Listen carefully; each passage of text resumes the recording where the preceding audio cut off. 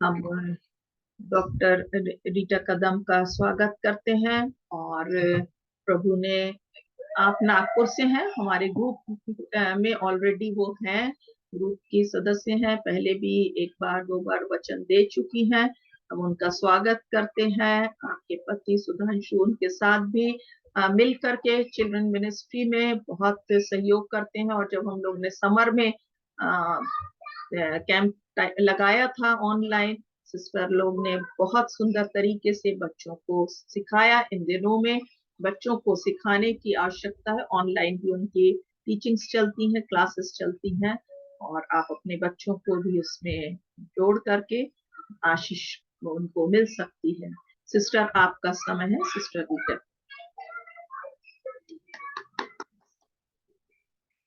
Praise the Lord. धन्यवाद आप सभी को। मेरी आवाज क्लियर है सिस्टर? जी, क्लियर। Thank you. मैं परमेश्वर पिता को धन्यवाद देती हूँ कि उसने मुझे चुना कि आज आप सबके मध्य में मैं भी मिलकर उसके वचनों से सीख सकूं। और मैं सिस्टर सीमा और पूरे दबोरा ग्रुप का भी धन्यवाद देती हूँ कि उन्होंने यह मौका मुझे दिया है। सच में परमेश्वर को धन्यवाद कि परमेश्वर हर समय हमारे साथ रहता है और हमारी प्रार्थनाओं को सुनता है। एक दो छोटी गवाहियां शेयर करके फिर मैं वचनों की ओर जाऊंगी। मेरे पापा 85 इयर्स के हैं और वे भोपाल में मेरी बड़ी दीदी के यहाँ रहते हैं। उन्हें पेट का कुछ प्रॉब्लम होता रहता था, जैसे उनके डाइजेशन में थोड़ा सा प्रॉब्लम होता रहता था। हम लोग मैं और मेरी दीदी हम लोग गुजरात में किसी शादी में गए थे और वहां से जब वापस आए तो पापा घर पे ही थे। तो उनको इतनी ज्यादा तकलीफ हुई कि वो बेयर नहीं कर पा रहे थे। और ऐसा हुआ कि हमेशा ऐसा होता था कि तकलीफ 1 घंटे के लिए रहती थी और फिर 1 या आधे घंटे के लिए रहती थी और निकल जाती थी। पर इस बार उनको इतनी ज्यादा तकलीफ हुई कि 1 डेढ़ दिन करीब रही। तो फिर उन्हें एडमिट करना पड़ा और डॉक्टर ने कहा कि इनका ऑपरेशन करना पड़ेगा। उनको स्मॉल इंटेस्टाइन में हर्निया टाइप हो गया था। तो उसके कारण उन्हें ऑपरेशन करना पड़ा। और जब डॉक्टर ने देखा तो उन्होंने कहा कि इनको जो हर बार तकलीफ होती थी उसमें तो सॉल्व हो जाता था, परंतु इस बार जो हुई है तो उसमें उनको काफी बड़ा प्रॉब्लम हो गया था। और अगर इस बार वो ऑपरेशन नहीं करते या ये तकलीफ लंबे समय तक नहीं रहती तो वैसे ही 1 घंटे के लिए रह के निकल जाता था, पर इस लंबी समय तक उनकी तकलीफ रहने के कारण ऑपरेट करना पड़ा। और अच्छा हो गया, नहीं तो जो ऑब्स्ट्रक्शन कहते हैं इंटेस्टाइन में उस तरह का, और फिर गैंग्रीन वगैरह भी हो जाता था। पर परमेश्वर ने ऐसा प्रबंध किया कि हमें मैं बताना चाहती हूँ कि जिस समय पापा को तकलीफ हो रही थी मैं उनके पास थी और वे बिल्कुल तड़प रहे थे और मैं परमेश्वर से प्रार्थना कर रही थी कि प्रभु इन्हें चंगाई दीजिए, आप हर बार इन्हें चंगाई देते हो, इस बार भी चंगाई दीजिए। पर पता नहीं क्यों उस समय मेरी प्रार्थना सुनी नहीं गई। हम सभी मिलके कर रहे थे और वो कंटिन्यूस 1 दिन तक तड़पते रहे। तो वो एक्चुअली ऑपरेशन के लिए भी थोड़ा सा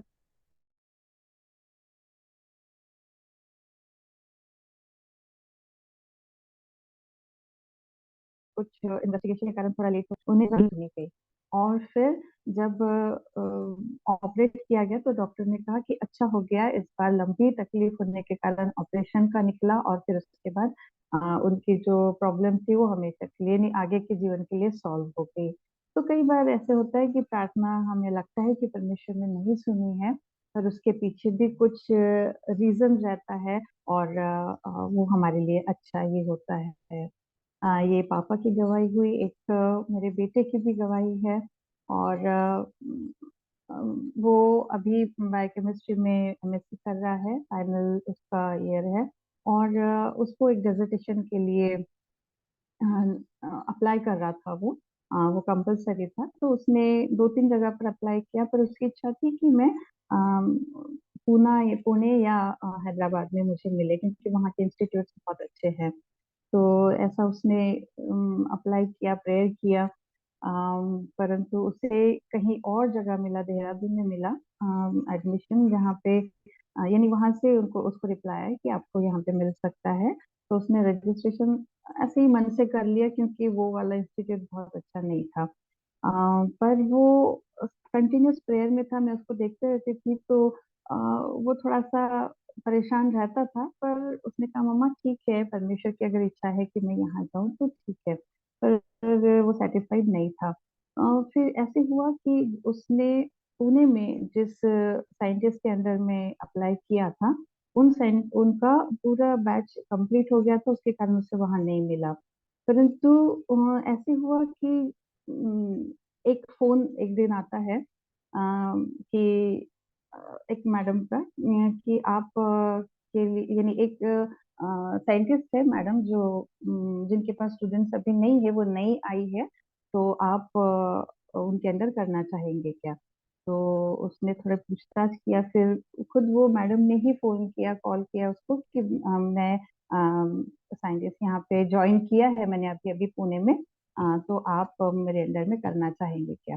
तो इसने कहा कि चलो, वहाँ उस इंस्टीट्यूट में मिल रहा है और मिल गया है, तो वो बहुत खुश हुआ और आनंदित हुआ और परमेश्वर को धन्यवाद दिया। और बाद में हम लोगों को पता चला कि जितने भी साइंटिस्ट होते हैं उन लोगों के अंडर में कुछ ही स्टूडेंट्स, दो दो या तीन तीन स्टूडेंट्स रहते हैं। तो वहाँ पे सारे साइंटिस्ट के अंडर के स्टूडेंट्स कंप्लीट हो गए थे, उनका बैच कंप्लीट हो गया था, तो किसी के भी अंडर में उसे नहीं मिल सकता था। और लंबी वेटिंग लिस्ट भी थी। पर परमेश्वर ने इस तरह से प्रबंध किया कि एक नई मैडम हैदराबाद से पुणे में लाई गई, और वहां पे वो आई, और फिर बाद में इसका नंबर वहां पर लगा। अगर वो मैडम पहले से वहां पे होती, तो दूसरे जो स्टूडेंट्स थे वेटिंग लिस्ट के थे, वो उसके अंदर चले जाते और इसे नहीं मिलता था। परंतु इतना अद्भुत था कि परमेश्वर ने उस मैडम को ऐसे समय में वहां पे लाया जब इसे मिलना था, यानी इसका नंबर आना था। तो परमेश्वर ने एक अद्भुत काम उसके जीवन में किया। सच में परमेश्वर हमारा, हमारे कल्पनाओं के परे हम पर हमारे ऊपर उपकार करने वाला परमेश्वर है। हम लोग सोच भी नहीं सकते ऐसे समय में वो हमारे जीवन में काम करता है और ऐसा अद्भुत काम करता है। तो उसके नाम को धन्यवाद हो। और सच में मैं परमेश्वर को धन्यवाद देती हूँ। और एक प्रेयर रिक्वेस्ट भी पहले ही बता देती हूँ। जैसे मैंने पहले बताया कि मेरे नंदोई जो है वो एडमिट है, और काफी करीब 5-6 दिन हो गए, और धीरे धीरे उनके ऑर्गन्स थोड़े फेल होते जा रहे हैं। और पर आज उनको 24 आवर्स की डायलिसिस पे डाला है। तो मैं दबोरा ग्रुप से रिक्वेस्ट करती हूँ कि अपने प्रार्थना में उनको उठा के रखे। चलिए हम लोग अपने आज के वचनों की ओर बढ़ते हैं, जो परमेश्वर ने कहा है कि हम लोग इसके ऊपर मनन करें। अ, जब इस वचन को इस यानी सिस्टर का मुझे कॉल आया, उन्होंने पूछा कि आप वचन देंगी क्या, तो उस समय मैंने प्रार्थना की और परमेश्वर से पूछा कि प्रभु मुझे क्या वचन देना है। उन्होंने जैसे रात के समय पूछा कि सिस्टर आप कौन से विषय पे बोलना चाहेंगे। तो मैंने उनसे लिखा था कि अभी मैं प्रिपेयर कर रही हूँ, और जैसे ही हो जाता है मैं आपको बताऊंगी। मैंने उस समय उनको विषय नहीं बताया। फिर उसके बाद मैं बैठी ही थी बाइबल ही लेके, पर पास में मोबाइल जब था तो मोबाइल में कुछ तो भी ब्लिंक हुआ। तो मैंने ऐसे ही उसको उठाया और क्या है वो पढ़ने के लिए। फिर उसमें किसी का वीडियो था, और वो मैंने देखा। फिर उसके बाद और एक दो मुझे पलटती गई मैं, तो और एक दो वीडियोस दिखे। एक ऐसा लगा कि हाँ ये परमेश्वर के वचनों का है, या ये अच्छा है कुछ तो भी, और वो देख रही थी। फिर उसके बाद और, फिर उसके बाद और, ऐसे करते करते जब मैं देखने लगी, तो बाद में जब मुझे ध्यान में आया कि अरे मैं क्या कर रही हूँ, तो उस समय मुझे समझ में आया कि करीब आधा से पौन घंटा निकल चुका था। और मैं परेशान हो गई कि प्रभु मैंने ये क्या किया, कि मैंने प्रिपेयर करना था, मैंने सब्जेक्ट को लेना था, और वचन की तैयारी करनी थी, पर मैं तो उसमें ऐसे खो गई कि आगे मुझे पता ही नहीं चला कि समय कैसा चला गया। तो परमेश्वर ने कहा कि हाँ इसी विषय पे तुझे बोलना है। तो मैंने कहा अच्छा। तो एक विषय ऐसा है जो हम लोगों ने लिया है कि प्रलोभनों पर विजय। अ, हम लोगों के जीवन में अ, हर बार प्रलोभन आते ही है, यानी मसीह जीवन हम लोग जी रहे हैं, तो मसीह जीवन में बहुत सारी बातें ऐसी होती है कि जो हमें परमेश्वर के प्रेम से या परमेश्वर की उपस्थिति से हटा देती है। बहुत ही सिंपल सिंपल बातों को मैं आज शेयर करना चाहती हूँ जो हम रोजमर्रा के जीवन में करते हैं। आज अभी जैसे मैंने उदाहरण दिया कि आज के समय में हमारे हाथ में दो चीजें हैं, एक तो बाइबल है और दूसरा हमारे हाथ में मोबाइल भी है। और बाइबल को हम लोग जब पकड़ते हैं और पढ़ने की कोशिश करते हैं और पढ़ना चाहते हैं, शुरू भी करते हैं, परंतु ऐसा समय आता है जब अचानक मोबाइल उधर बजता है, कुछ तो भी बेल रिंग करेगी या किसी का फोन आएगा या फिर नोटिफिकेशन आएगा, कुछ तो भी ऐसा आ जाता है और हम लोग बाइबल को से हमारा ध्यान हट जाता है और हम लोग मोबाइल की ओर बढ़ते हैं। और सिर्फ उतना ही एक मैसेज, हो सकता है किसी ने प्रेयर रिक्वेस्ट डाला होगा, तो सिर्फ उतना ही मैसेज हम लोग सुनने देखने के बजाय और फिर थोड़ा आगे चले जाते हैं और आगे चले जाते हैं और आगे चले जाते हैं, और इस तरह से जो बाइबल का समय था, परमेश्वर के साथ बिताने का समय था, वो हमारा समय हो जाता है। यानी हमारे सामने जो प्रलोभन आता है वो इसी तरह से एक जैसे हम लोग कह सकते हैं कि परीक्षा हमारे सामने आई, पर शैतान ने उसका अच्छा उपयोग किया कि हमें इन्वॉल्व कर दिया, है ना। परमेश्वर ये शैतान यही चाहता है कि जैसा वचन कहता है कि चोर चोरी करने और घात करने और नाश करने आता है, यानी हमारे समय को वो चुराने के लिए आता है, हमको परमेश्वर की उपस्थिति से दूर करने के लिए आता है।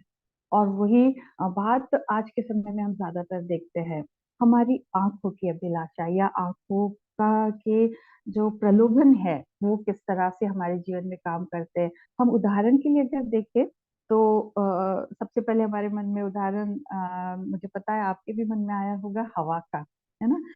हवा के लिए हम लोग देखते हैं कि जैसे ओके, चलिए हम लोग उत्पत्ति के दूसरे अध्याय में अगर आए और वहां पे 9वां वचन अगर पढ़ते हैं, परमेश्वर ने अदन की वाटिका में दो वृक्ष लगाए थे, ठीक है।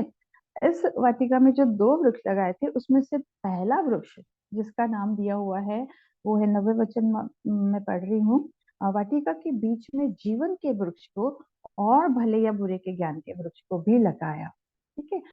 तो पहला क्या आया है, जीवन का वृक्ष, और दूसरा क्या आया है, भले और बुरे के ज्ञान का वृक्ष।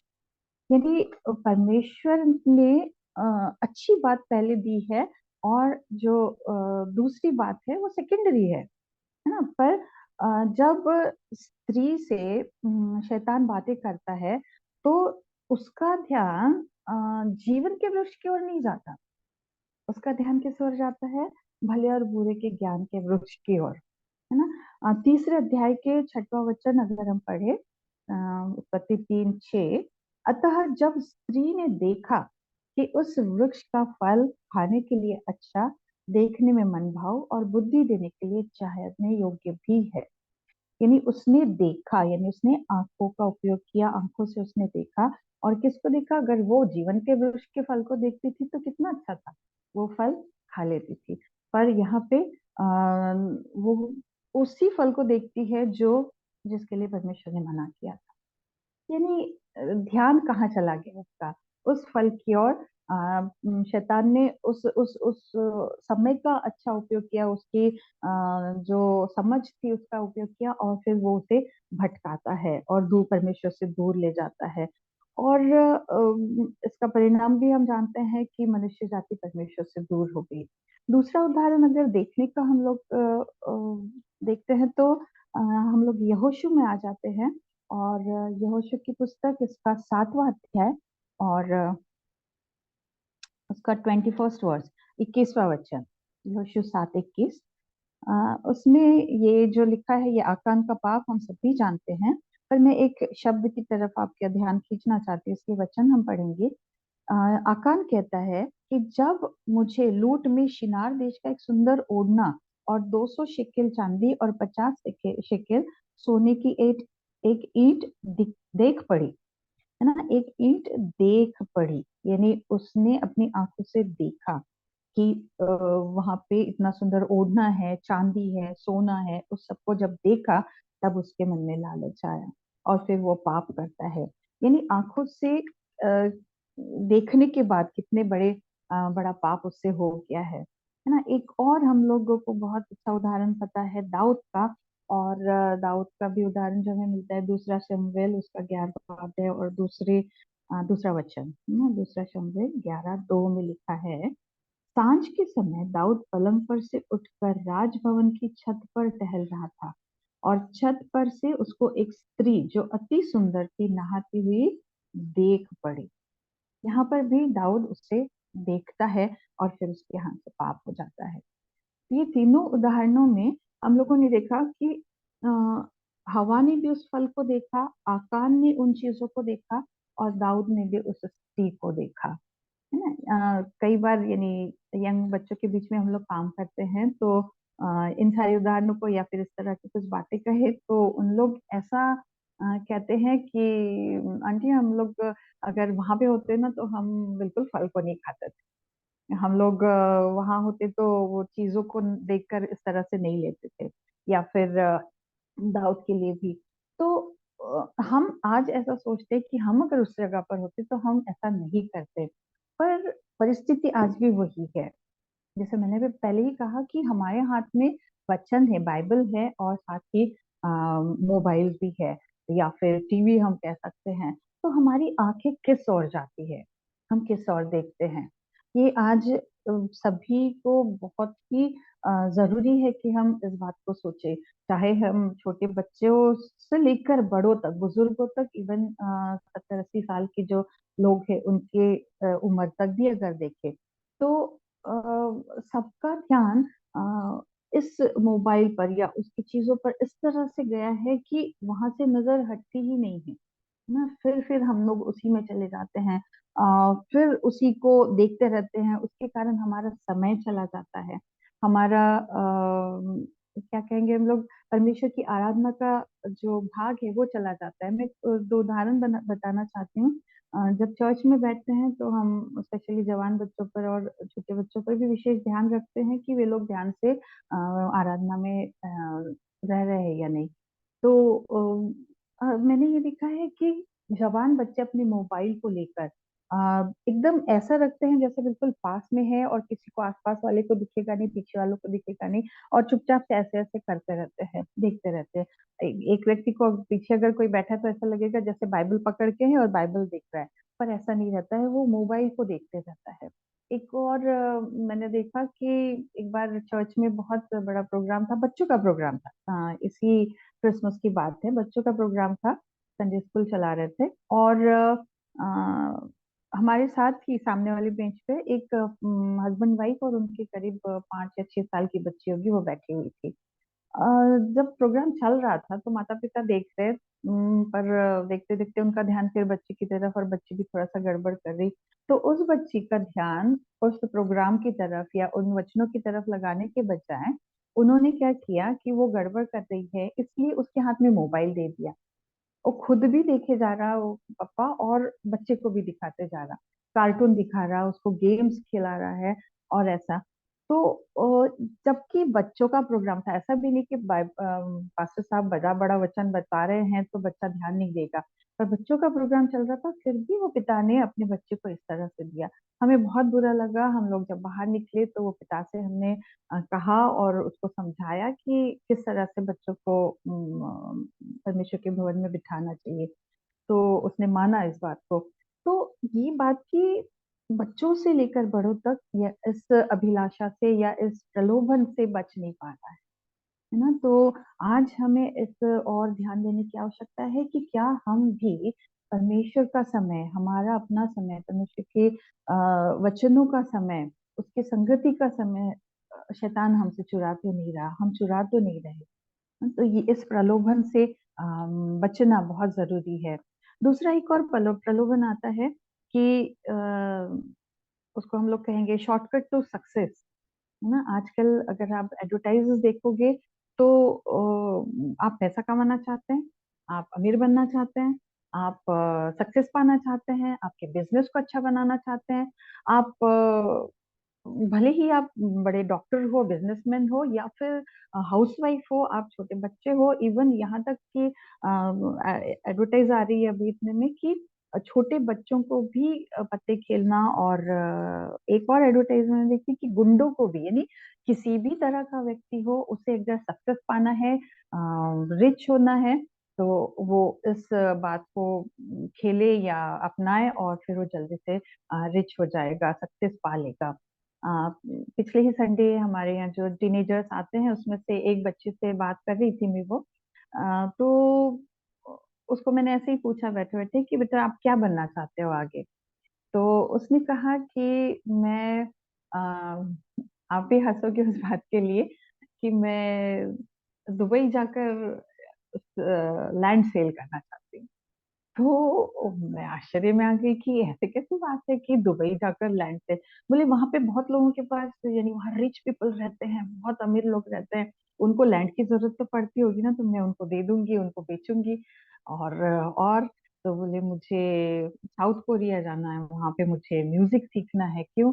तो आजकल म्यूजिक वाले जो वीडियोस आते हैं, उन लोगों को बहुत पैसा कमाते, बहुत पैसा कमाते, उनको बहुत सक्सेस है, बहुत फेमस हो जाते, तो मुझे भी वैसे ही बनना है। तो यानी मुझे बहुत बुरा लगा, मैं रोई अंदर से कि परमेश्वर आज हमारे बच्चों के मन में क्या आ रहा है कि हम क्या बनेंगे। पहले के बच्चे बोलते थे कि डॉक्टर बनना है, नर्स बनना है, टीचर बनना है या इंजीनियर बनना है, पर अभी के बच्चों को अगर देखें तो उनके मन में पैसा कमाना है, सक्सेस चाहिए। तो ये जो प्रलोभन है, आज शैतान ने हर एक के मन में डाल के रखा है। अगर हम बाइबल से देखें तो एक व्यक्ति था जिसके पास भी इस तरह का प्रलोभन आया था। अगर हम लोग उत्पत्ति की पुस्तक खोले और उसका 39 चैप्टर हम लोग खोलते हैं, इसमें आपको पता है यूसुफ और पोतीफर की पत्नी, इनका घटना है।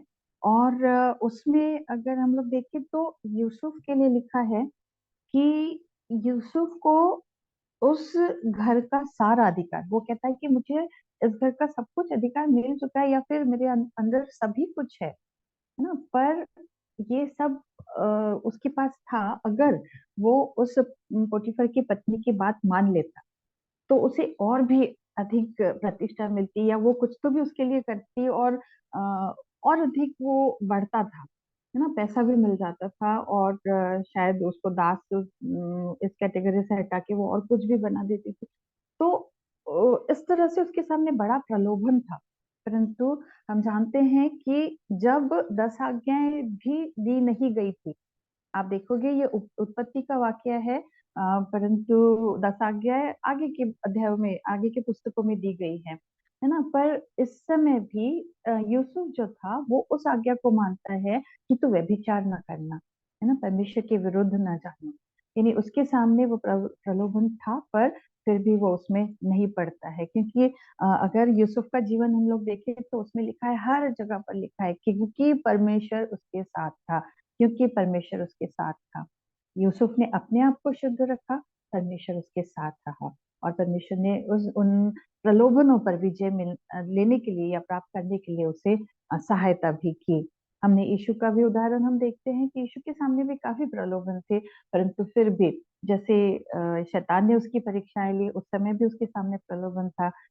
कई स्त्रियां उसके साथ में रहती थी, है ना, जो महिलाएं थी वो उसके आगे पीछे रहती थी।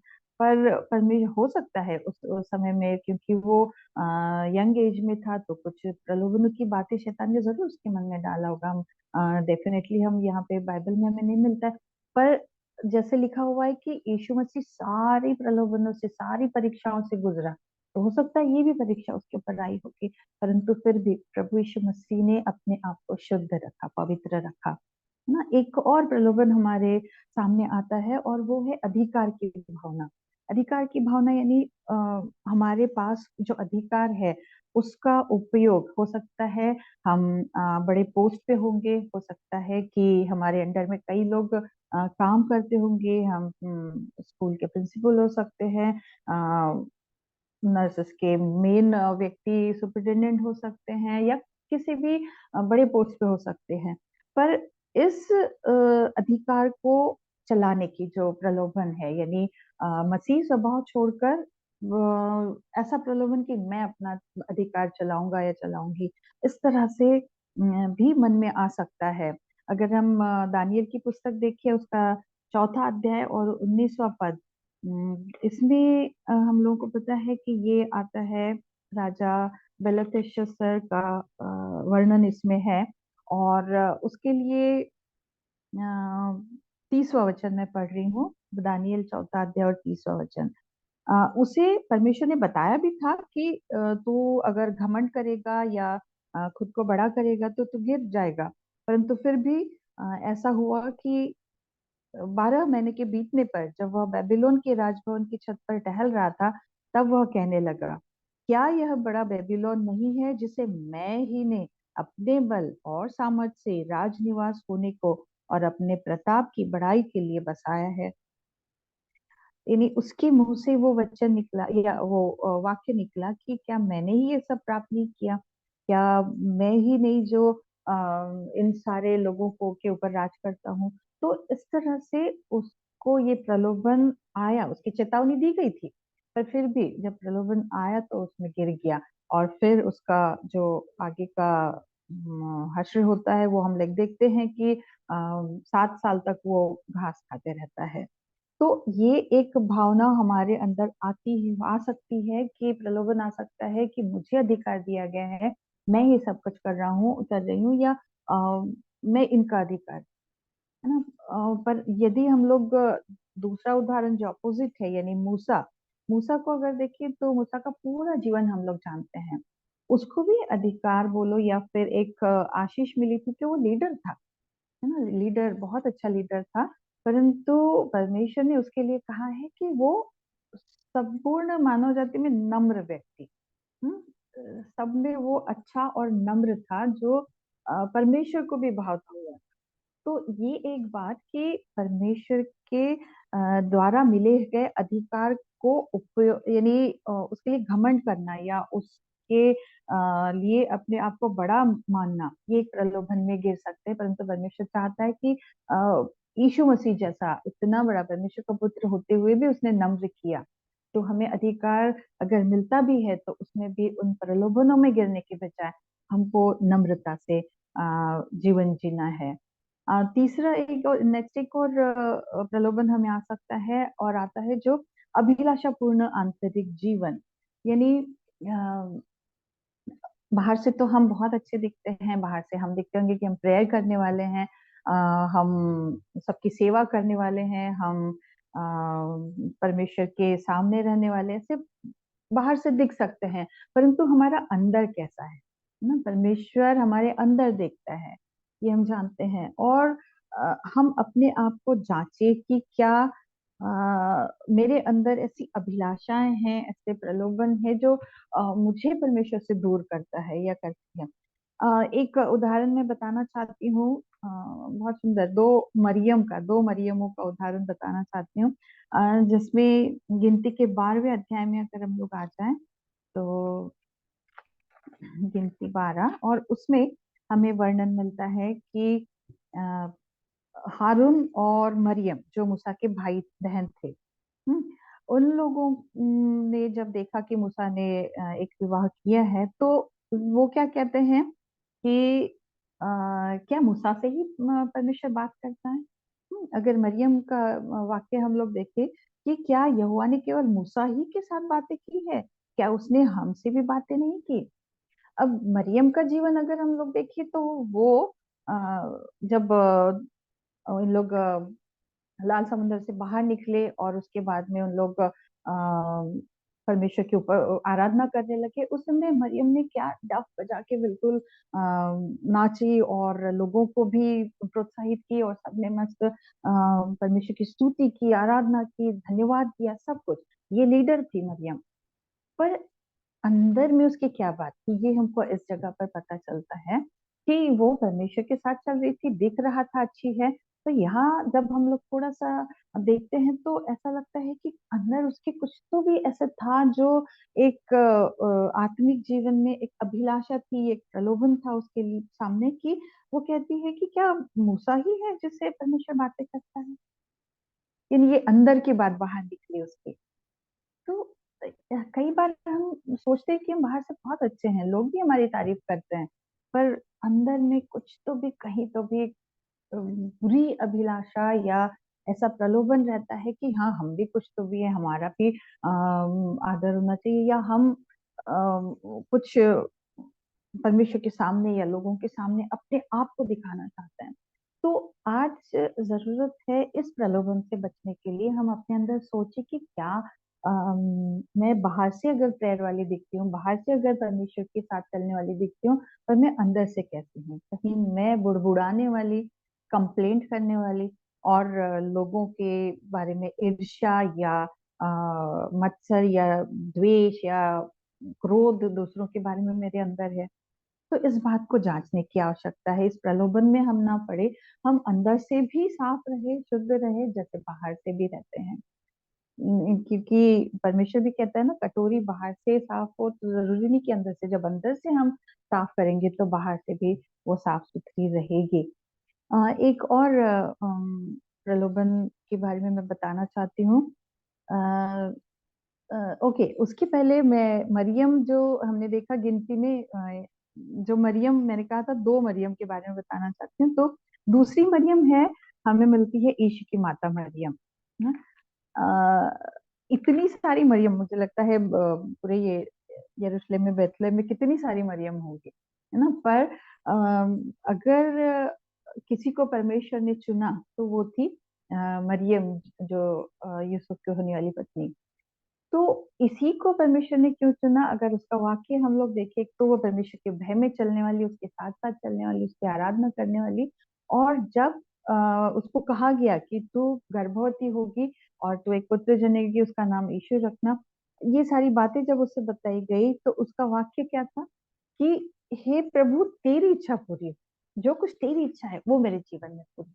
उसका मतलब ये कि वो मन से बहुत अच्छी या सच में परमेश्वर से प्रेम करने वाली थी।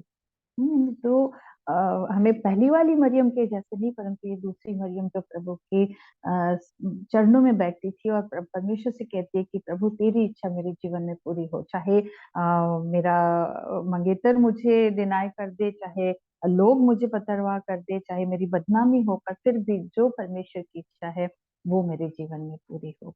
तो इस तरह का जो प्रलोभन है, जो हमें अंदर ही अंदर खाता है, उससे हम लोग बचे रहे। एक और जैसा मैं कह रही थी, आखिरी एक और देखेंगे। वैसे तो काफी प्रलोभन हमारे जीवन में आते हैं, पर ये कुछ ही बातें मैं बताना चाहती हूँ, शेयर करना चाहती हूँ। एक और प्रलोभन है कि आध्यात्मिकता का की उपेक्षा हम करते हैं। जैसे देखिए, एक एग्जांपल बता रही हूँ। जैसे मोबाइल में हम लोग कई बार बड़े बड़े संदेश सुनने लगते हैं ना। इन दिनों में ऐसा है कि कह सकते हैं कि बाढ़ आ गई है पूरे मैसेजेस की। हर एक प्रीचर मैसेज देते जा रहा है, देते जा रहा है, और सब लोग मैसेजेस को सुनते जा रहे हैं। जब हम उस मैसेज को लगा के रखते हैं और या फिर इधर दिन भर हम लोग सुनते रहते हैं, तो हम कहीं ना कहीं हमें फायदा होता है, ये सही बात है। पर हमें कभी कभी, यानी कैसे से, कहीं कुछ कमी भी लगती है ना। कमी कैसे लगती है कि जब तक हम लोग परमेश्वर के साथ अकेले में ना बैठे, प्रभु कहता है कि मेरी संगति करो, मेरे साथ बैठो, है ना। तो परमेश्वर बगीचे में आता था, उसने समय भी दिया था कि आदम हवा एक साथ रहे, परंतु परमेश्वर आता था और उनके साथ संगति करता था, बैठता था, उनसे बातें करता था, और फिर वो आनंद का समय होता था। तो ये नहीं कि हम लोगों ने बहुत सारे मैसेजेस सुन लिए, बहुत सारी बातों को जान लिया, समझ लिया, परंतु जब तक हम लोग परमेश्वर के साथ बैठकर संगति नहीं करते हैं, तो हम लोग आध्यात्मिकता की उपेक्षा करते हैं, ऐसा हम लोग बोल सकते हैं। वो एक प्रलोभन आता है। ऐसा आता है कि ठीक है, हम लोगों ने तो ये सुन लिया, वो सुन लिया, उसका मैसेज सुन लिया, उसका मैसेज सुन लिया, हम लोगों ने प्रार्थना कर लिए, हमने चर्च अटेंड कर लिया और हो गया। नहीं, पर जब तक हम लोग परमेश्वर के साथ अकेले में बैठ के बातें नहीं करते हैं, उसकी बातों को नहीं सुनते हैं, हम उसके साथ संगति नहीं करते हैं, तब तक हम कहेंगे कि हम आत्मिक जीवन की उपेक्षा कर रहे हैं, है ना। तो ये बहुत जरूरी है कि परमेश्वर चाहता है कि हम उसके साथ बैठे, उसके साथ बातें करे, उसके साथ पर्सनल रिलेशनशिप रखे। और प्रभु चाहता है कि हमेशा जैसा प्रभु अ, उस जगह पर आता था आदम और हवा से मिलने, वैसे परमेश्वर हमारे साथ भी बैठना चाहता है। तो ये सारी बातें हैं जिसको हम लोगों को अवॉइड करना है।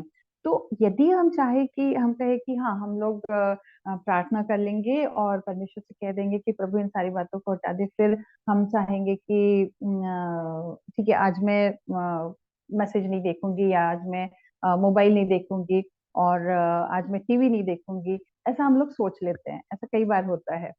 पर आपने सभी, मुझे लगता है सभी का ये अनुभव होगा कि जब हम सोचते हैं कि मैं ये नहीं करूंगी, तभी उसी समय ऐसा होता है कि फोन बज जाएगा, या कुछ किसी बाहर व्यक्ति, यानी हमारे जो रिलेटिव्स है उनमें से कोई बहुत जरूरी काम बात बताना चाहेंगे, या फिर कोई, हो सकता है प्रेयर रिक्वेस्ट ही आ जाए, हो सकता है कोई अच्छा मैसेज ही आ जाए। तो ये सारी बातें उसी समय होती है जब हमने सोचा कि नहीं, अभी मैं मोबाइल को अलग रख के मैं परमेश्वर के साथ समय बिताऊंगी। तो हम लोगों को अगर हमने सोच लिया कि हम ऐसा करेंगे, तो जरूरी है कि शैतान हमारे सामने प्रलोभन या टेम्पटेशन लाएगा, है ना। तो हम अपने आप से इन बातों पर विजय नहीं प्राप्त कर सकते। इसका अनुभव आपने भी लिया होगा। फिर एक बार मैं याद दिलाना चाहती हूँ कि हम लोग अपने आप से इस पर विजय नहीं प्राप्त कर सकते। हमें जरूरी है कि पवित्र आत्मा की सामर्थ्य हमें लेना है, पवित्र आत्मा से सहायता मांगना है, और तभी हम इन बातों को कर पाएंगे। मैं जल्दी से 3 या 4 बातें बताती हूँ जिसको हमें रेगुलर करना है, ताकि इन सारे प्रलोभनों से हम बचे रहे। सबसे पहली बात कि हमें परमेश्वर से मेल मिलाप कर लेना है। हो सकता है कि अब तक हमने इन प्रलोभनों में गिर गिर कर परमेश्वर से दूर हो गए होंगे, परंतु परमेश्वर चाहता है कि अब समय है कि मुझसे मेल मिलाप कर लो, है ना। रोमियो का 5वां अध्याय और 10 और 11 हम लोग पढ़ेंगे। उसमें बहुत सुंदर दिया हुआ है कि परमेश्वर क्या चाहता है। रोमियो उसका 5वां अध्याय और 10 और 11। क्योंकि बैरी होने की दशा में उसके पुत्र की मृत्यु के द्वारा हमारा मेल परमेश्वर के साथ हुआ है, तो फिर मेल हो जाने पर उसके जीवन के कारण हम उद्धार क्यों न पाएंगे। केवल यही नहीं, परंतु हम अपने प्रभु यीशु मसीह के द्वारा, जिसके द्वारा हमारा मेल हुआ है, परमेश्वर में आनंदित होते हैं। तो हमें रिपेंटेंस करके, परमेश्वर से क्षमा मांग के, परमेश्वर से मेल मिलाप फिर एक बार कर लेना है, क्योंकि प्रभु चाहता है कि इन प्रलोभनों के ऊपर हम जीत हासिल करें। तो जरूरी है कि हमारे जो प्रभु से रिश्ता है वो एक बार अच्छे से सुधर जाए या अच्छा हो जाए, और फिर आगे हम लोग बढ़ेंगे, है ना। जैसे हम लोग किसी बर्तन को अब हमने यूज किया है, तो उसी में दूसरी बार हम लोग खाना नहीं बनाते, या उसी में फिर से खाना नहीं खाते उसी प्लेट में। हम क्या करते हैं, उससे पहले धोते हैं, ना, गंदी हो गई है उससे पहले धोते हैं, और फिर बाद में हम लोग उसमें खाना खाते हैं या खाना बनाते हैं। तो परमेश्वर चाहता है कि हम उसके साथ पहले मेल मिलाप कर ले, हाँ, उसके पास है, पश्चाताप करे, उसे उसके ऊपर विश्वास करे, और फिर आगे बढ़े, है ना।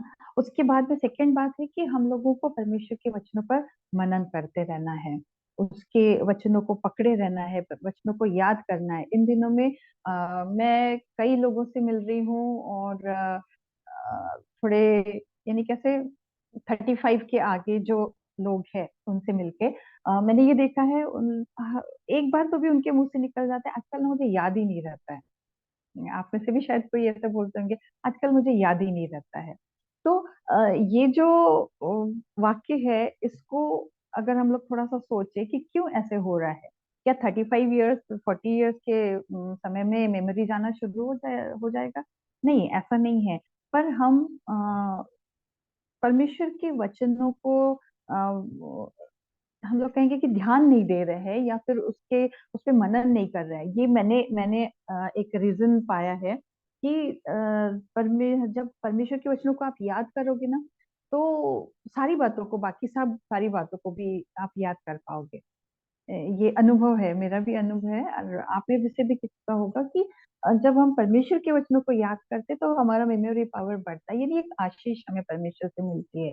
जैसे परमेश्वर का वचन भी ये भी कहता है कि तुम मेरे वचन के कारण शुद्ध हो चुके हो, या वचनों के कारण चंगाई मिलती है, वचनों से आशीष मिलती है। तो ये भी एक आशीष है कि हमारी मेमोरी अगर कम हो रही है तो परमेश्वर के वचनों को याद करें, और हमारी मेमोरी पावर भी जरूर बढ़ेगा, है ना। तो पहली बात कि परमेश्वर से मेल मिलाप कर ले, दूसरी बात कि वचनों को याद करे, उस पे मनन करते रहे, है ना। और तीसरी बात ये है कि जो अनगॉडली थिंग्स है, यानी अभक्ति की जो बातें हैं, उनसे बचे, उनसे दूर रहे, है ना। पर्पसली हम उन्हें दूर करें, नहीं ये मैंने नहीं करना है, ये मुझे, इससे मुझे दूर रहना है, इस तरह से जब हम परमेश्वर से दूर ले जाने वाली बातों से खुद को दूर रखेंगे, तो पवित्र आत्मा ऑटोमेटिकली हमें उन प्रलोभनों से बचाएगा, यानी वो हमारी सहायता करेगा। क्योंकि परमेश्वर ने हमें रोबोट नहीं बनाया है। जैसे हम अगर अ, हवा को भी देखें, बच्चे कभी कभी ये भी पूछते हैं यूथ कि परमेश्वर को जब मालूम था कि हवा और आदम वो फल खाने वाले, तो परमेश्वर ने रोका क्यों नहीं, ऐसा सवाल पूछते हैं। तो इसका जवाब ये है कि परमेश्वर ने उन्हें रोबोट नहीं बनाया था कि ये करो वो मत करो, मैं बता रहा हूँ ऐसे ही करो, नहीं। परमेश्वर ने उस समय उन्हें चॉइस दी थी, तो अपनी चॉइस उनकी थी कि उन्होंने बुरा चुना। आज हमारे पास भी चॉइस है कि हम अनगॉडली थिंग्स चुने या अच्छी बातें चुने, है ना। तो हमको ये इस बात का अभ्यास करना होगा कि हम लोग अच्छी बातों को चुने, अनगॉडली थिंग्स से हम लोग दूर रहे। इसका अभ्यास करते करते हम धीरे धीरे एक एक कदम परमेश्वर में बढ़ते जाते हैं। ये तो, और एक बात हम लोग कर सकते हैं कि हम परमेश्वर और हमारा जो रिश्ता है, और लोगों से और हमारा जो रिश्ता है, उसमें ट्रांसपेरेंसी रखें। ये बहुत जरूरी है ना। हम परमेश्वर से के साथ भी ट्रांसपेरेंट रहे, सारी बातों को हम उसके साथ शेयर करें, उससे कहे, उससे पूछे। और साथ ही हम हमारे जो पति है, हमारे बच्चे हैं, हमारे घर के लोग हैं, और रिलेटिव्स है, हमारे ऑफिस के लोग होंगे, पड़ोसी होंगे, उनके साथ ट्रांसपेरेंसी रखे। यानी ट्रांसपेरेंसी का हम लोग कैसे कहेंगे कि ये जो, पारदर्शिता। हाँ राइट, पारदर्शिता, राइट, थैंक यू। कोई बात छुपी हुई है, यानी हमने अपने मन में कुछ बात रखी है, फिर दूसरों के सामने हंस रहे हैं, मुस्कुरा रहे हैं। किसी के बारे में अगर मन में बुराई है, तो भी हम लोग उसके साथ मुस्कुरा के बात कर रहे हैं, ऐसा नहीं। हमें जरूरी है कि हम जिस बात के कारण हमारी और उसकी नहीं बन रही है, उस बात को पहले क्लियर कर ले। हाँ, वो अपने मन में रख के हम सिर्फ मुस्कुरा के क्या कर रहे हैं, अपने परमेश्वर को दुखी कर रहे हैं। तो जरूरी है कि ट्रांसपेरेंसी, यानी हम उसके साथ जो हमारी रिश्ता गड़बड़ा गया है, या मनमुटाव है, या बुरी बातें उसके मन में हो सकती है, हमारे मन में हो सकती है, पर परमेश्वर ये चाहता है कि हम इन सारी बातों को सुलझा लें। रात के समय जब हम बैठते हैं या प्रार्थना में बैठते हैं, तो उस समय देखिए, प्रभु मेरे मन में किसी के बारे में कुछ बुरी बात तो नहीं है, किसी के मन में मेरे विरुद्ध तो बुरी बात नहीं है, तो मैं उसको क्षमा कर दूं, या फिर अगर ऐसा है तो मैं उसके साथ जाके मेल मिलाप कर लूं। ऐसे कई बार होता है कि हम लोग देख समझ पाते हैं कि दूसरे के मन में हमारे लिए कुछ बुरा है, तो खैर जाइए, परमेश्वर के वचन में लिखा है कि जाओ और खुद मेल मिलाप करो। तो इस बात को जब हम लोग मेंटेन करेंगे, तो परमेश्वर के साथ हमारा जो रिलेशन है वो भी अच्छा रहेगा, या हम परमेश्वर में और अधिक बढ़ते जाएंगे और प्रलोभनों में गिरने से बचेंगे। इन सारी बातों को करने के लिए पवित्र आत्मा की सहायता बहुत जरूरी है। पवित्र आत्मा हमारे लिए ही दिया गया है ताकि हम परमेश्वर के साथ अपने रिलेशन को अच्छा रखे, है ना। एक दो वचन हम लोग और देखेंगे, कुलुस्सियों की पत्री इसका 3रा अध्याय और 2रा वचन हम देखते हैं। कुलुस्सियों 3:2 बहुत सुंदर वचन है, और परमेश्वर हमसे क्या चाहता है इसको जानते हैं। प्रभु कहता है कि पृथ्वी पर की नहीं, परंतु स्वर्गीय वस्तुओं पर ध्यान लगाओ, क्योंकि तुम तो मर गए और तुम्हारा जीवन मसीह के साथ परमेश्वर में छिपा हुआ है। और जब मसीह जो हमारा जीवन है प्रकट होगा, तब तुम भी उसके साथ महिमा सहित प्रकट किए जाओगे। यानी जब हम परमेश्वर से रिलेशन रखेंगे, परमेश्वर से आशीष मांगकर या उससे सहायता मांगकर एक अच्छा जीवन बिताएंगे जो उसको भाता है, तो हमारी भी महिमा उसके साथ प्रकट की जाएगी, है ना। और एक वचन हम लोग देखेंगे जिसमें रोमियो के पत्र इसका 12वां अध्याय और दूसरा वचन, यानी ये आज्ञाएं हैं जो परमेश्वर हमें देता है। प्रभु कहता है कि इस संसार के सदृश ना बनो, परंतु तुम्हारे मन के नए हो जाने से तुम्हारा चाल चलन भी बदलता जाए, जिससे तुम परमेश्वर की भली और भावती और सिद्ध इच्छा अनुभव से मालूम करते रहो। तो प्रभु आज चाहता है कि हम संसार, जैसे हमने अभी तक देखा कि संसार पैसों के पीछे, फेम के पीछे और बहुत अमीर होने के पीछे, बिजनेस और न जाने क्या क्या बुरी बातें, इससे भी बुरी बातों के पीछे लगा हुआ है। हाँ, परंतु परमेश्वर चाहता है कि उनके सदृश हमें नहीं बनना है, परंतु हमारा मन नया हो, हमारा चाल चलन नया हो और परमेश्वर की भली और भावती इच्छा को हम जाने और सिद्ध होते जाए। हम रोज रोज इन बातों को जानते हैं। जैसे मैंने जो भी बातें शेयर की, मुझे नहीं लगता कि किसी को नहीं मालूम होगी, पर मैंने अपने जीवन में ये महसूस किया है कि थोड़ा सा भी परमेश्वर से दूर चले जाए या उसकी संगति में ना रहे, तो हम इन सारे प्रलोभनों में गिरते जाते हैं। तो रोज रोज हम सुबह उठने के बाद परमेश्वर से कहे कि प्रभु, मुझे आज इन सारे प्रलोभनों से बचा के रख, मुझे सहायता कर। और मेरे अंदर, जैसे अब दाऊद कहता है कि मेरे अंदर भीतर झांक कर देख, अगर कोई बुरी बात है तो मुझे निकाल दे और मुझे साफ कर। तो ये रोज की हमारी प्रार्थना होनी चाहिए जो परमेश्वर चाहता है, क्योंकि वो हमें मुकुट देना चाहता है, वो हमारे आगे के जीवन को आशीषित करना चाहता है। यदि हम प्रकाशित वाक्य के दूसरे और तीसरे अध्याय में देखें, जो कलीसियाओं को पत्र लिखे हुए हैं, तो बहुत सुंदर सुंदर लिखा हुआ है। मैं जस्ट उनके एक एक लाइन पढ़ के दिखाना चाहती हूँ। जो जय पाए, ये मैं दूसरा अध्याय का 7वां वचन पढ़ रही हूँ प्रकाशित वाक्य का। जो जय पाए, मैं उसे उस जीवन के पेड़ में से जो परमेश्वर के स्वर्ग लोक में है फल खाने को दूंगा। और यदि 17वां वचन पढ़े तो, जो जय पाए उसको मैं गुप्त मन्ना में से दूंगा और उसे एक श्वेत पत्थर भी दूंगा। उसी अध्याय का 26वां वचन, जो जय पाए मेरे कामों के अनुसार अंत तक करता रहे, मैं उसे जाति जाति के लोगों पर अधिकार दूंगा। और एक वचन है तीसरे अध्याय का 5वां वचन, जो जय पाए उसे इसी प्रकार श्वेत वस्त्र पहनाया जाएगा और मैं उसका नाम जीवन की पुस्तक में से किसी रीति से ना काटूंगा। और एक जो मुझे बहुत अच्छा लगता है, वो लास्ट वाला जो है, एक और दो और है, मैं एक पढ़ देती हूँ। तीसरे अध्याय का 11वां वचन, सॉरी 12वां वचन, जो जय पाए उसे मैं परमेश्वर के मंदिर में एक खंभा बनाऊंगा और वह फिर कभी बाहर ना निकलेगा। वाह, इतना सुंदर ना, परमेश्वर के मंदिर का खंभा बनाऊंगा। 21वां वचन पढ़ते हैं तीसरे अध्याय का, जो जय पाए मैं उसे अपने साथ अपने सिंहासन पर बैठाऊंगा, जैसे मैं भी जय पाकर अपने पिता के साथ उसके सिंहासन पर बैठ गया। कितनी सुंदर सुंदर आशीषें हैं जो जय पाए, इन प्रलोभनों पर, इन परीक्षाओं पर जो जय पाए, जैसा मसीह यीशु को एक आशीषित या अद्भुत जीवन मिला, यानी वो परमेश्वर के साथ सिंहासन पर बैठा हुआ है, उसी तरह से हमें भी मिलेगा।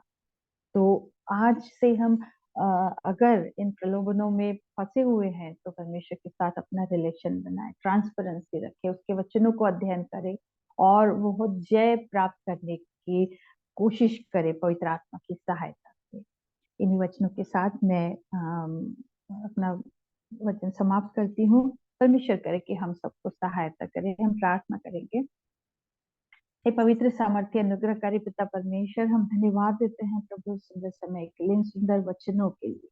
धन्यवाद प्रभु परमेश्वर पिता कि आपने संसार में जीकर हमें दिखा दिया है कि हमने कैसा जीवन जीना है। यीशु मसीह के जीवन के द्वारा हम समझ पाते हैं कि उसने सारे प्रलोभनों पर, सारी परीक्षाओं पर विजय हासिल की और आज जय पाकर वह पिता के दाहिने हाथ बैठा है, और इसी आशीष को आप हमें देना चाहते हैं। तो वो, हाँ प्रभु परमेश्वर पिता, हम बहुत ही कमजोर है, और प्रभु हम संसार में खो जाते हैं, और हम आपसे दूर चले जाते हैं प्रभु, और शैतान की चालों में फंस जाते हैं। तो परमेश्वर पिता, हमारे पाप अपराधों की क्षमा करिए प्रभु। आज मेरे साथ कोई बहन मिलकर जो प्रार्थना कर रही है प्रभु, पश्चाताप कर रहे हैं, हम पूरे दीनता और नम्रता के साथ आपके सम्मुख मान लेते हैं प्रभु कि हम, जिस तरह से पौलुस कहता है कि संसार के सबसे बड़े पापी है प्रभु परमेश्वर पिता, हम मांगते हैं कि हम पापियों पर आप दया करिए प्रभु परमेश्वर, और होने दीजिए कि शैतानी सारी बातों से हम दूर हो जाए।